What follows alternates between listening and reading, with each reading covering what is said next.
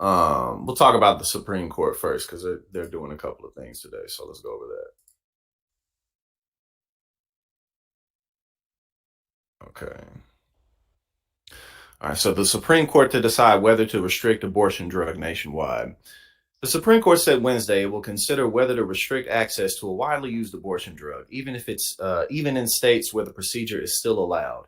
The case concerns the drug mifepristone, that, when coupled with another drug, is one of the most common abortion methods in the United States. The decision means the conservative-leaning court will again wade into the abortion debate over after overturning Roe v. Wade last year. um, Altering the landscape of abortion rights nationwide and triggering more than half the states to outlaw or severely restrict the procedure, which, as we've seen over and over again, is incredibly unpopular, even with Republican voters. This is um, much more a minority group that's really pushing for like these 6-week bans, but they're in power. You know, these people are in positions of power and they're relentless with it. But the voters have spoken over and over again. Okay, let's see. The new case could be decided by July, inserting the Supreme Court into the middle of the presidential election, where abortion access is once again a key issue. Oh, yeah, that'll make things interesting. I mean, just in terms of like, because there's just so much on the table that's going to keep the tides turning and changing directions over and over again. So we'll definitely keep it up with that. Keep our eyes on this for sure. I mean, how can we not? This is, I mean, really one of the most important issues in the country. For now, mifepristone remains available and not subject to restrictions the lower courts have said should be imposed on its use. The High Court determined in April that access to the drug would remain unchanged until the appeals process finishes. What's popping? Hold on.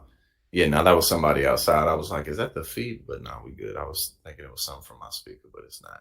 Trent was good. We got Trent in the building. Was popping. But yeah, this issue will continue to drive people to the polls to vote in favor of Democrats, especially with down ballot elections, outside of the presidential seat. Let's see. The Biden administration and the manufacturer of the drug are asking the justices to reverse a federal appeals court decision that, if allowed to go into effect, would restrict access to the drug. At the same time, groups and doctors that oppose abortion want the justices to go even further than a conservative federal appeals court did and hold that the initial 2000 approval of the drug was also unlawful. The White House said the government will continue to support the U.S. Food and Drug Administration's safe and effective approval and regulation of the drug. Quote, as the Department of Justice continues defending the FDA's actions before the Supreme Court, President Biden and Vice President Harris remain firmly committed to defending women's ability to access reproductive care, White House Press Secretary Karine Jean-Pierre said in a statement.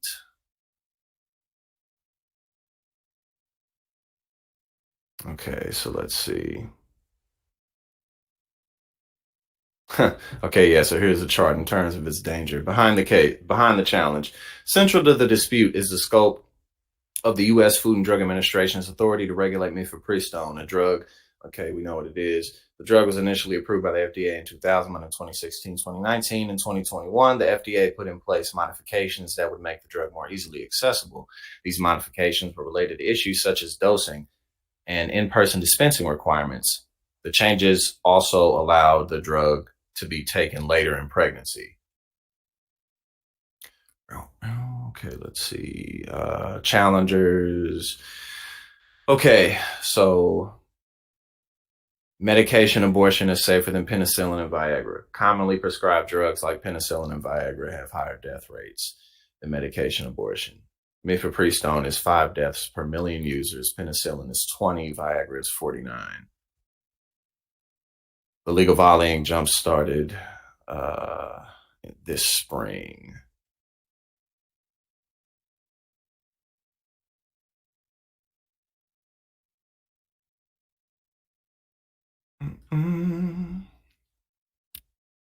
Okay, so these are the 2 steps in terms of how it's taken. We got Ariola in the building. What's popping? What's going on? How's everybody doing? All right, so one pill is taken, this is the mifepristone, in the first 10 weeks of pregnancy, and 4 pills of a second medication are taken 24 to 48 hours later. Misoprostol.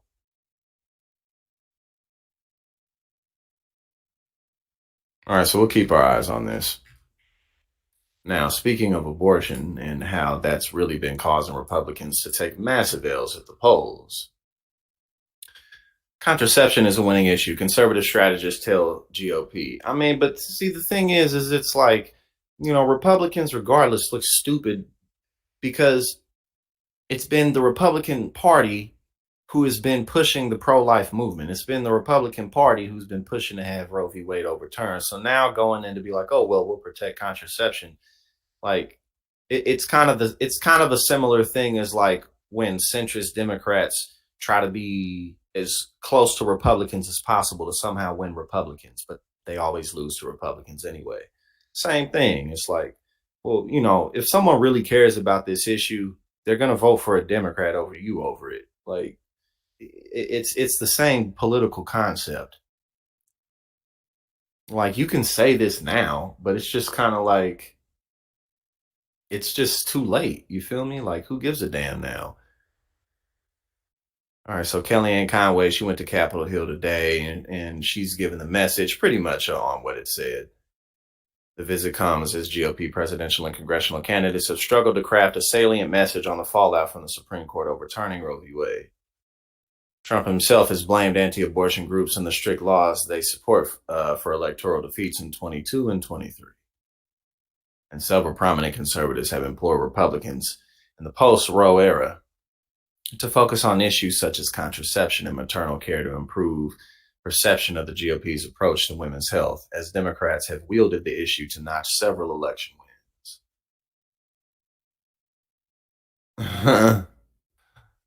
I mean, again, it's just like, oh, we're going to swoop in and protect you from what we did.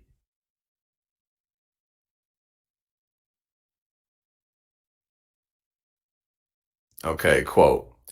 You've got a fair number of Democrats saying that they want an alternative to Biden and Harris, or they may sit it out. Conway said in an interview, quote, he's especially bleeding young voters. Who do you think would be animated and interested to hear about contraception?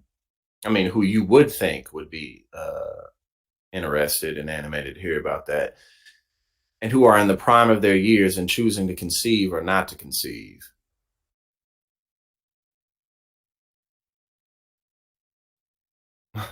Okay, hold on. Who said this? It says, quote, Republicans are like your uncle who really loves you and loves the women in his family, but he's bad about showing it. I mean, I don't know about all that. I think that's even giving them a lot of grace. I mean, what else is there really more to say about this? You coming in and you doing damage control, but it's like you motherfuckers never needed to reverse Roe in the first place.